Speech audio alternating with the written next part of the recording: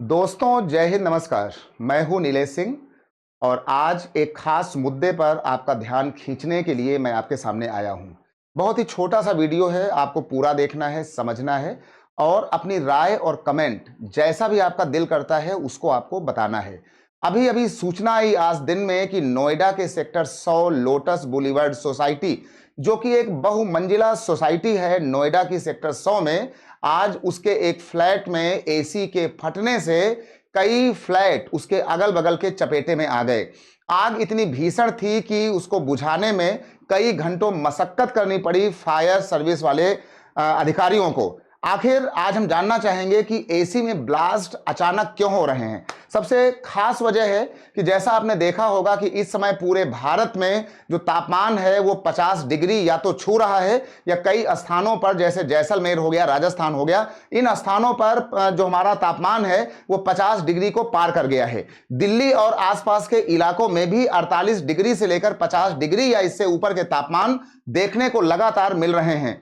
अगर ऐसा ही चलता रहा तो प्रकृति बहुत जल्दी आपसे बहुत अपने बदले लेने की फिराक में कुछ काम करेगी और उसमें एसी का फटना भी प्रकृति के असंतुष्ट होने के कारण को माना जा सकता है। लेकिन कुछ गलतियां हम इंसानों से भी हो रही हैं। कुछ कारण हमने आपके पीछे लिखे हुए हैं कि आखिर एसी ब्लास्ट क्यों हो रहा है। गर्मी के बढ़ते ही आखिर एसी ब्लास्ट की घटनाएं कैसे शुरू हो जाती हैं। सबसे बड़ा कारण है कि कंप्रेसर में रेफ्रिजरेंट गैस के लीकेज होने से और समय से सर्विस नहीं होने पर ये एसी ब्लास्ट की घटनाएं लगातार आपको देखने को मिल रही हैं। इसलिए आप बिल्कुल सावधान रहें और गैस की लीकेज के बारे में और सर्विसिंग के बारे में आप सही सर्विसिंग सेंटर से अपने एसी को जरूर चेक करवा लिया करें, क्योंकि ये आपके परिवार के बच्चों की और आपके फैमिली से जुड़े हुए मुद्दे हैं। यहां पर उनको सबको ध्यान देना होगा। दूसरा मुद्दा है कि लगातार बिजली का वोल्टेज अप एंड डाउन होना।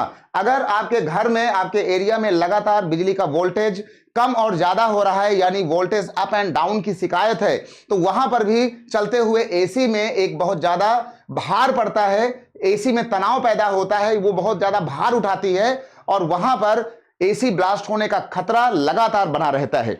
तीसरा मुद्दा है कि अगर आपने एसी लगवाया तो कई बार लोग क्या करते हैं कि जल्दबाजी में आपने किसी ऐसे पर्सन को बुला लिया कि जिसने आपकी एसी को ठीक तो कर दिया, उसकी वायरिंग कर दिया, लेकिन पैसे के चक्कर में आपकी खराब वायरिंग हो गई है, कनेक्शन आपका ढीला है और ऐसा होने से उसमें शॉर्ट सर्किट होने का खतरा लगातार बना रहता है। इसलिए जब भी आप एसी खरीदें, आप सही क्वालिटी वाली एसी खरीदें, जो मानक के अनुरूप हो उनको खरीदें और जो आपकी सही दुकानें हो, सही शॉप्स हो, सही डीलर हो, उनसे ही आपको एसी को लेना चाहिए। नहीं तो ये खतरे, खराब वायरिंग, ढीले तार और जो भी वायर वहां पे यूज किए जाते हैं वहां पर भी जल्दबाजी में खराब क्वालिटी वाले वायर का यूज होना भी एसी ब्लास्ट का एक बड़ा कारण बनता हुआ दिखाई दे रहा है। इसी के साथ कि बहुत से लोग होते हैं वो गर्मी के आते ही ध्यान नहीं देते हैं और उनके जो एसी के स्विच हैं वो लगातार 24 घंटे ऑन रहते हैं।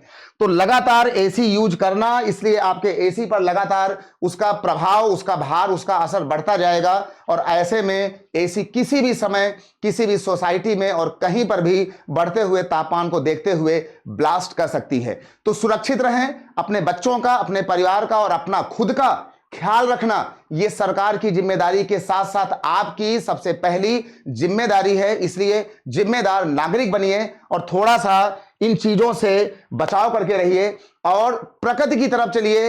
हो सके तो अपने घर के आसपास, अपने गांव के आसपास पौधे, पेड़ जरूर लगाइए, क्योंकि बहुत दिनों तक आपके ये एसी, कूलर और फ्रिज आपके काम नहीं आने वाले हैं। ये जानकारी जनहित में देना मैंने जरूरी समझा, इसलिए हमने ये जरूरी जानकारी आपके सामने रखी, क्योंकि बहुत सी घटनाएं ये आपके सामने हो रही हैं। अभी आज की ही घटना है, नोएडा सेक्टर 100 बुलीवर्ड सोसाइटी में एसी के धमाके ने पूरे सोसाइटी को दहशत में डाल दिया है। तो चलता हूं, बाय बाय। फिर मुलाकात होगी किसी एक अच्छी घटना और अच्छे न्यूज के साथ। मैं फिर आपके सामने आऊंगा। तो दीजिए नीलेश सिंह को इजाजत। शुक्रिया एंड जय हिंद। Take care.